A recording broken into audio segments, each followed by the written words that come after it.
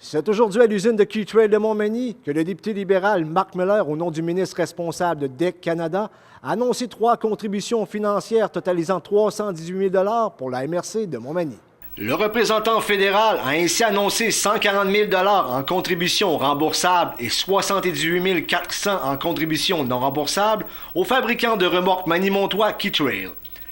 Les subventions sont octroyées par l'entremise du Programme de développement économique du Québec qui permettra à l'entreprise d'acquérir et d'intégrer une cellule robotisée de soudure et divers autres équipements afin d'améliorer bien sûr sa production et par le fait même sa croissance.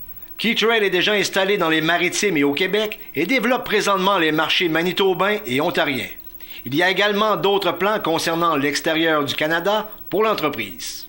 Ils ont un chiffre d'affaires qui est intéressant, mais ont besoin d'être épaulés par le gouvernement du Canada, notamment le DEC. Et c'est des projets qu'on cherche, innover, soutenir les entreprises au Canada et au Québec. Et ici, c'était une contribution d'au-delà de 100 000 $.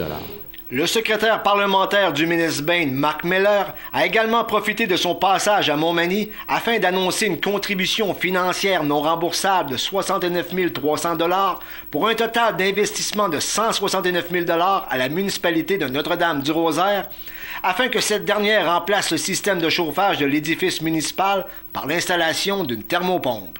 Il est venu nous annoncer qu'on allait recevoir une subvention de 69 000 pour, refaire notre système de chauffage à l'édifice municipal.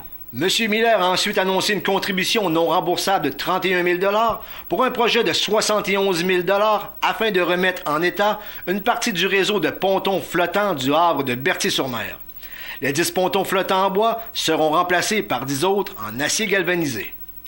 Le député Miller était fier de cette annonce à Berthier-sur-Mer qui améliorera la porte d'entrée de Grosse-Île puisque lui-même a des origines irlandaises.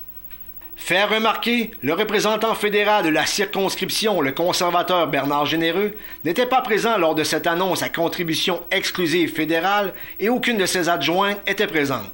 Pourtant, le député Marc Miller a bel et bien assuré que Bernard Généreux avait eu une invitation. Cependant, l'adjointe aux communications de ce dernier, Mme Mireille Soucy, a affirmé l'opposé.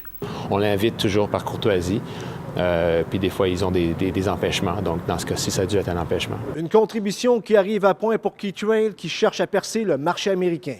C'était José Soucy pour CMA TV Nouvelles.